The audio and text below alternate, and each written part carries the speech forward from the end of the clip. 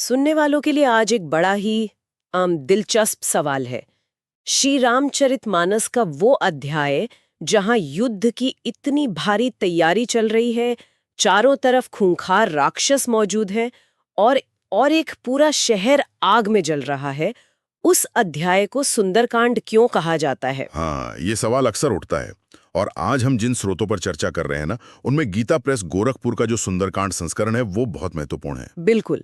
और इस संस्करण की शुरुआत में ही एक श्लोक आता है, सुंदरे किम न सुंदरम, यानी इसमें क्या सुंदर नहीं है। राम सुंदर है, कथा सुंदर है, सीता सुंदर है और हनुमान जी का जो चरित्र है वो सुंदर है। सही बात है। लेकिन अगर हम इस पौराणिक कथा के सतह से थोड़ा नीचे उतरें तो इसके अंदर एक पूरी तरह से अलग ही दुनिया दिखाई देती है। मतलब सिर्फ भक्ति नहीं? बिल्कुल नहीं। ये केवल भक्ति का पाठ नहीं है। ये असल में असंभव को संभव बनाने की रणनीति, लीडरशिप और जिसे हम आज क्राइसिस मैनेजमेंट कहते हैं, उसका एक पूरा मास्टर क्लास है। वाओ! क्राइसिस मैनेजमेंट का मास्टर क्लास, ये सुनना बहुत दिलचस्प होने वाला है। और जो गीता प्रेस का संस्करण है, उसकी संरचना भी तो कुछ इसी तरफ इशारा करती है ना? हाँ, देखिए, इसके आरंभ में पाठ करने की एक विशेष पारायण विधि दी गई है। उसमें न्यास और ध्यान के मंत्र हैं। न्यास मतलब जैसे जब कोई व्यक्ति पढ़ता है हृदयाय नमः या शिर से स्वाहा, तो वो असल में अपने शरीर के अलग अलग अंगों में ऊर्जा का संचार कर रहा होता है। अच्छा, तो ये सिर्फ पढ़ने के लिए नहीं है? एकदम सही। इसे अगर आधुनिक मनोविज्ञान के नजरिए से देखें तो ये ध्यान केंद्रित करने और पाठक को शारीरिक और मानसिक रूप से एकाग्र करने की एक प्राचीन तकनीक है। यानी किसी भी बड़े लक्ष्य को हासिल करने से पहले जो एक मेंटल कंडीशनिंग चाहिए होती है, ये विधि उसी का हिस्सा है। बिल्कुल। और आज के इस गहन विश्लेषण का हमारा मिशन भी यही है कि हम इस मानसिक एकाग्रता वाले टूल और इस प्राचीन पाठ को डिकोड करें। तो चलिए शुरू करते हैं। किष्किंधा कांड के अंत में हनुमान जी अपनी सोई हुई क्षमता को पहचान लेते हैं। वो पर्वताकार यानी एकदम पर्वत के आकार के हो जाते हैं और सोने के समान चमकते हुए लंका की ओर अपनी सबसे बड़ी छलांग लगाते हैं। हाँ, ये एक बहुत विशाल मिशन की शुरुआत है। लेकिन सुनने वालों के लिए ये समझना जरूरी है कि समुद्र के ऊपर से गुजरने वाला ये जो रास्ता है, ये कोई सीधी रेखा नहीं है। बिल्कुल नहीं। इस सफर में 3 बड़ी परीक्षाएं आती हैं और हर परीक्षा ना एक बिल्कुल अलग तरह की चुनौती का प्रतीक है। जैसे सबसे पहले मैनाक पर्वत आता है। हाँ, मैनाक पर्वत समुद्र से निकलकर हनुमान जी को विश्राम करने का प्रस्ताव देता है। यहाँ ध्यान देने वाली बात यह है कि मैनाक कोई दुश्मन नहीं है। वो तो समुद्र का मित्र है शायद। सही कहा, वो मित्र है और सम्मान दिखा रहा है। वो केवल सुख और विश्राम का एक प्रलोभन दे रहा है। देखिए, मुझे लगता है कि जब कोई व्यक्ति किसी बड़े लक्ष्य की ओर बढ़ता है तो सबसे पहली बाधा अक्सर बाहर से नहीं आती है। हाँ, वो भीतर से ही आती है। बिल्कुल, वो सुविधा या आराम करने की इच्छा होती है, एक तरह का हमारा कंफर्ट जोन। सही बात है। और हनुमान जी मैनाक से लड़ते नहीं हैं, वे उसे सिर्फ छूकर प्रणाम करते हैं और कहते हैं, राम काजू किन्हे बिनु मोहि कहाँ विश्राम। यानी लक्ष्य पूरा होने से पहले विश्राम का तो विचार ही खारिज कर दिया गया। ये फोकस का क्या बेहतरीन उदाहरण है। और इसके बाद जो दूसरी बाधा आती है, वो बल की नहीं बल्कि बुद्धि की परीक्षा है। सुरसा। हाँ, नागों की माता सुरसा, वो हनुमान जी के रास्ते में आती है और उन्हें खाना चाहती है। वो अपना मुंह 1 योजन करती है तो हनुमान जी 2 गुने हो जाते हैं। अच्छा। फिर सुरसा अपना मुंह 16 योजन करती है तो हनुमान जी 32 योजन के हो जाते हैं।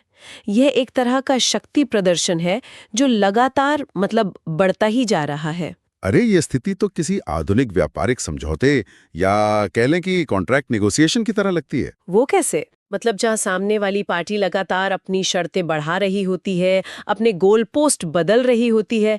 ऐसे हालात में सिर्फ अहंकार के बल पर मुकाबला करने से बात बिगड़ती ही है। और ऊर्जा भी नष्ट होती है। बिल्कुल।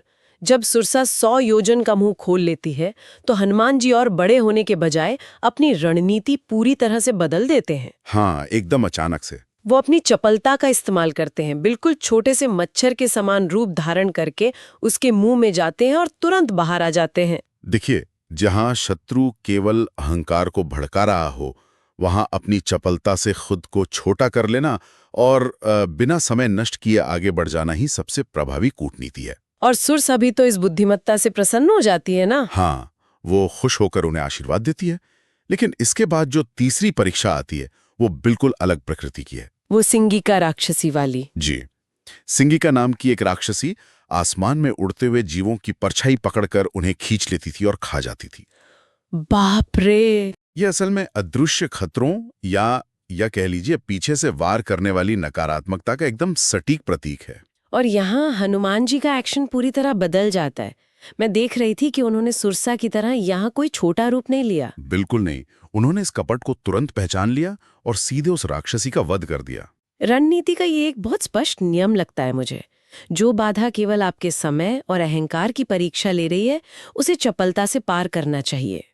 लेकिन जो नकारात्मकता पीछे से छुपकर वार कर रही हो, जो एक अदृश्य खतरा हो, उसका समूल नाश करना ही एकमात्र विकल्प है। बहुत सही विश्लेषण है ये। इन 3 अलग-अलग स्तर की मनोवैज्ञानिक और भौतिक बाधाओं को पार करने के बाद हनुमान जी लंका पहुंचते हैं। उस अभेद्य और सोने के किले के सामने। हाँ, एक ऐसा किला जहां चप्पे-चप्पे पर खतरनाक राक्षस पहरा दे रहे हैं। ऐसे में सीधे हमला करना या अपने मूल रूप में प्रवेश करना एक बहुत बड़ी भूल होती। इसीलिए एक बेहतरीन गुप्तचर की तरह वे रात का इंतजार करते हैं और फिर से एक मच्छर के समान छोटा रूप धारण करते हैं। मसक समान रूप कपीधरी। बिल्कुल, रात के अंधेरे में घुसपैठ करना, जिसे सैन्य भाषा में आज हम नाइट ऑपरेशंस कहते हैं, ये उसी की तर्ज पर है। लेकिन प्रवेश द्वार पर ही उनकी मुठभेड़ लंका की रक्षक लंकिनी से हो जाती है। और लंकिनी को वे एक ऐसा प्रहार करते हैं कि उसे ब्रह्मा जी का वरदान याद आ जाता है। हाँ, कि जब कोई वानर तुम्हें मारे तो समझ लेना राक्षसों का अंत निश्चित है। मतलब ये केवल एक भौतिक प्रहार नहीं था। नहीं, ये दुश्मन के खेमे में मनोवैज्ञानिक भय उत्पन्न करने का एक तरीका था। लंकिनी का प्रसंग ये साबित करता है कि दुश्मन के सुरक्षा तंत्र में सेंध लग चुकी है और उनके आत्मविश्वास की जो नींव है वो हिल चुकी है। एकदम सही। लंकिनी उन्हें अंदर जाने का मार्ग दे देती है। अब इसके बाद कहानी एक ऐसे मोड़ पर आती है जहां सही सूचना तंत्र और नेटवर्किंग का महत्व समझ में आता है। वो विभीषण से मिलने वाला प्रसंग। हाँ, लंका के इस खौफनाक और असुरक्षित माहौल में हनुमान जी को एक ऐसा घर दिखता है जिस पर भगवान राम के धनुष बाण के चिन्ह बने हैं और नवतुलसी के पौधे भी लगे हैं वहां। तभी विभीषण प्रातःकाल राम राम का जाप करते हुए उठते हैं। लेकिन मैं सोच रही थी, अगर सतही तौर पर देखा जाए तो दुश्मन के गढ़ में एक अजनबी के सामने खुद को प्रकट करना और अपना पूरा मिशन बता देना, क्या एक जासूस के लिए ये भारी जोखिम नहीं था? मतलब कोई भी सोच सकता है कि क्या ये विभीषण का कोई जाल तो नहीं? देखिए, इसे नेतृत्व की भाषा में कैलकुलेटेड रिस्क कहा जाता है। हाँ। हनुमान जी सीधे अपने असली रूप में प्रकट नहीं हुए थे। अच्छा, उन्होंने रूप बदला था। हाँ, उन्होंने विप्र या ब्राह्मण का रूप धारण किया और पहले माहौल को परखा। माहौल को पढ़ा पहले। जब विभीषण ने अपने हृदय की पीड़ा और राम के प्रति अपना अनुराग व्यक्त किया, तब जाकर हनुमान जी को उन पर पूरा विश्वास हुआ। और विभीषण अपनी स्थिति का बड़ा ही मार्मिक वर्णन करते हैं। बिल्कुल, वो कहते हैं कि वे रावण के दरबार में ऐसे रह रहे हैं, जिमी दसनन महू जीभ विचारी। जैसे 32 कठोर दांतों के बीच एक बेचारी कोमल जीभ रहती है। हाँ। एक अत्यधिक नकारात्मक या कह लें टॉक्सिक माहौल में जीवित रहने का ये कितना सटीक और शानदार रूपक है ना? दांत कठोर होते हैं और जीभ कोमल। फिर भी जीभ अपना मूल स्वभाव नहीं छोड़ती और वो इतनी चतुर भी रहती है कि दांतों के बीच कट न जाए। बिल्कुल, विभीषण ने उस प्रतिकूल परिस्थिति में भी अपनी अच्छाई और अपनी पहचान को बचाकर रखा है। यह दर्शाता है कि सही मित्र और सूचना के जो सबसे पक्के स्रोत हैं, वो दुश्मन के खेमे के भीतर भी मिल सकते हैं, बशर्ते उन्हें पहचानने की दृष्टि हो। और इसी सटीक जानकारी के आधार पर हनुमान जी सीधे अपने मुख्य लक्ष्य यानी अशोक वाटिका पहुंचते हैं। अशोक वाटिका, ये दृश्य तो मुझे लगता है इस पूरे महाकाव्य का सबसे भावुक हिस्सा है। भावुक भी और मनोवैज्ञानिक रूप से बहुत गहरा भी। यहाँ कोई अस्त्र शस्त्र का युद्ध नहीं हो रहा है, बल्कि एक भयानक मनोवैज्ञानिक युद्ध चल रहा है। सीता जी कृशकाएं हैं, दुबली हो गई हैं, और रावण उन्हें डराने के लिए धमकियां दे रहा है। 1 महीने का अल्टीमेटम दे रहा है कि या तो मेरी बात मान लो, नहीं तो वध कर दूंगा। लेकिन रावण की इस भयंकर उपस्थिति और धमकियों के बावजूद सीता जी सीधे उसकी तरफ देखती तक नहीं है। हाँ, वे एक तिनके की आड़ लेती हैं। तृणधरी ओठ कहती बैदेही। ये तिनका केवल एक भौतिक पर्दा नहीं लगता मुझे। तो क्या लगता है? ये रावण के पूरे अस्तित्व, उसके साम्राज्य और उसके अहंकार को एक तिनके के समान तुच्छ समझने का एक मनोवैज्ञानिक प्रहार है। बहुत गहरी बात कही आपने। वे रावण को खद्योत प्रकाशा यानी एक मामूली जुगनू और भगवान राम को सूर्य का समान बताती हैं। ये विपरीत परिस्थितियों में आत्मबल का एकदम चरम है। सीता जी का यह साहस अद्भुत है। लेकिन देखिए, जब रावण वहां से चला जाता है तब उनकी मानवीय पीड़ा सामने आती है। हाँ, वो अकेली पड़ जाती है। वहां मौजूद त्रिजटा नाम की एक राक्षसी अपना एक सपना सुनाती है। वो बताती है कि उसने सपने में रावण को गधे पर सवार देखा है, उसके सिर मुंडे हुए हैं और लंका जल रही है। ये सपना सुनकर तो अन्य राक्षसियां भयभीत हो जाती होंगी। बिल्कुल। और वो सीता जी को अकेला छोड़ देती हैं।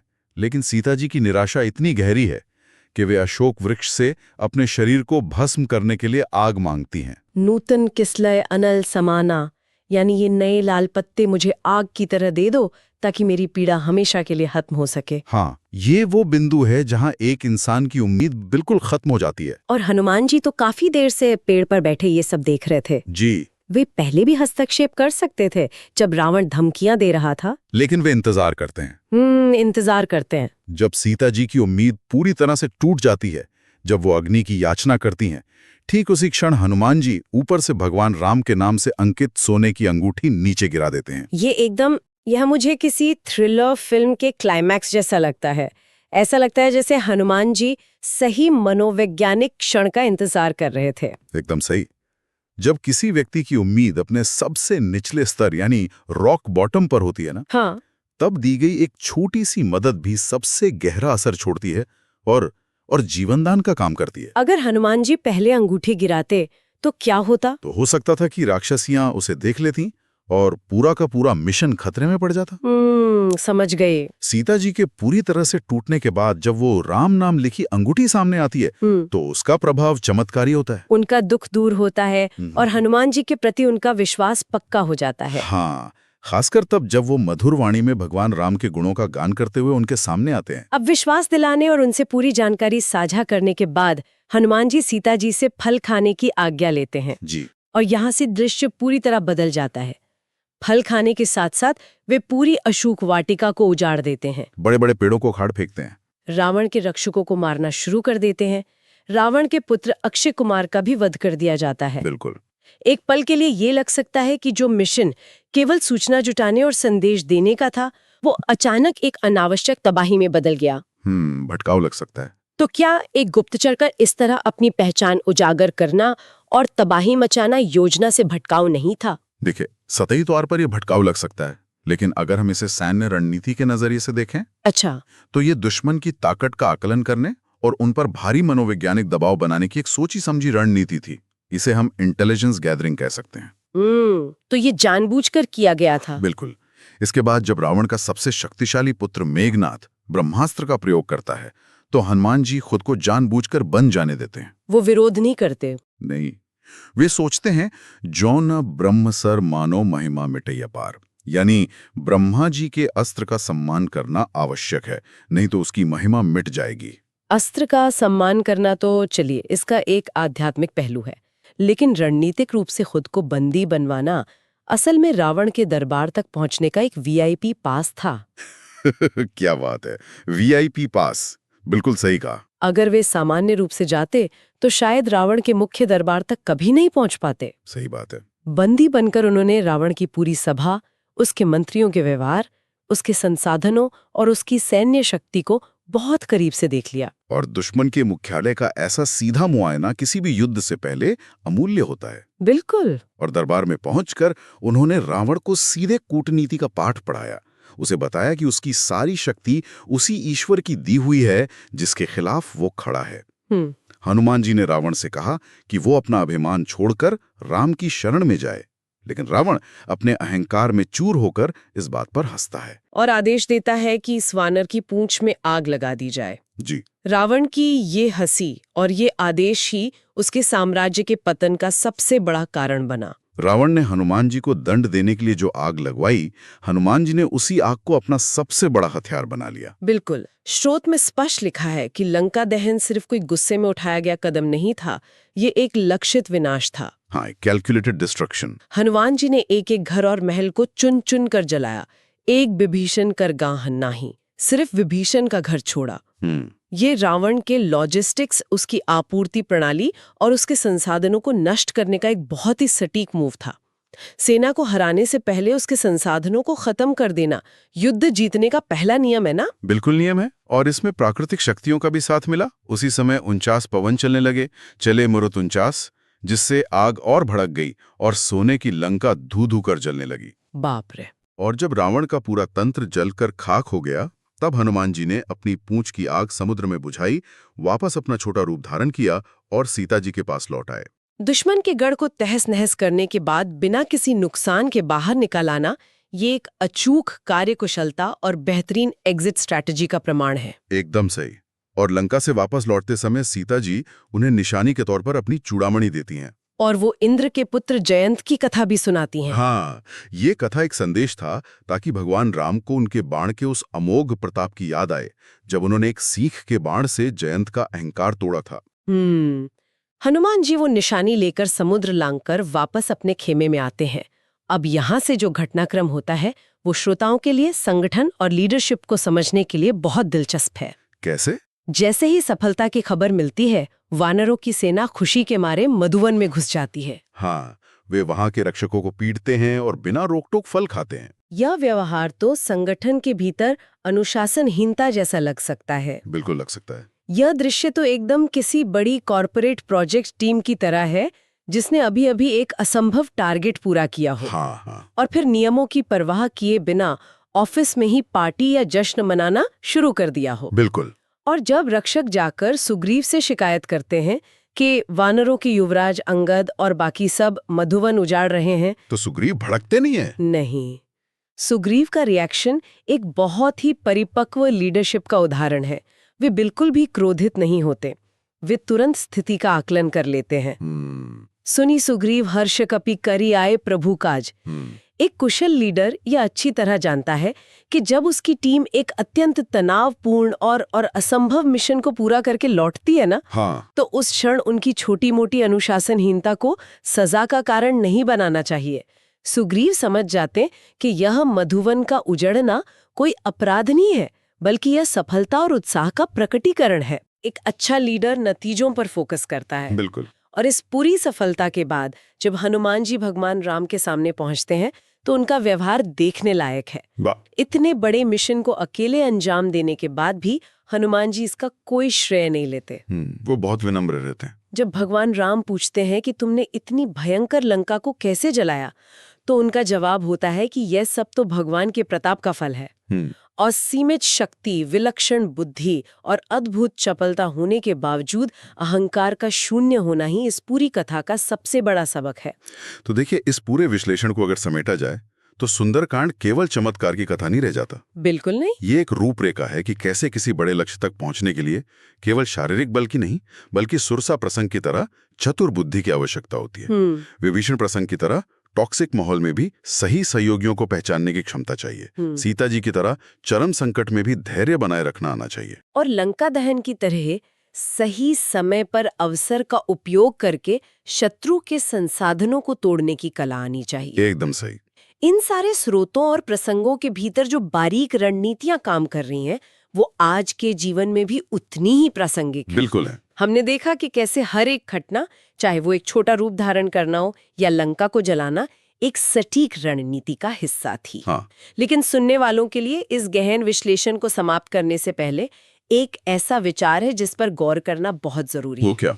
कथा के एक पिछले हिस्से में बताया गया है कि हनुमान जी को बचपन में एक श्राप मिला था, जिसके कारण वे अपनी असीमित शक्तियों को भूल गए थे। बिल्कुल। जब तक समुद्र तट पर जामवंत जी ने उन्हें उनकी असली ताकत याद नहीं दिलाई, तब तक उन्हें खुद भी इस बात का भान नहीं था कि वो एक छलांग में पूरा समंदर लांघ सकते हैं। ये प्रसंग मानव मनोविज्ञान का एक बहुत ही दिलचस्प आईना है।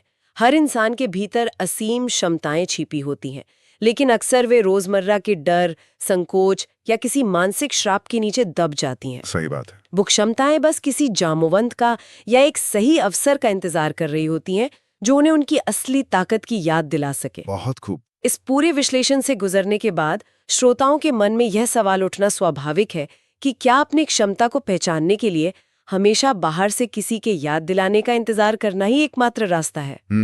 या फिर उस सोई हुई क्षमता को खुद पहचान कर अपने खुद के सुंदरकांड की शुरुआत करने और जीवन की सीमाओं को लांघ जाने का समय आ गया है? ये सोचने वाली बात है। यह एक ऐसा विचार है जिसे सभी को अपने साथ लेकर जाना चाहिए।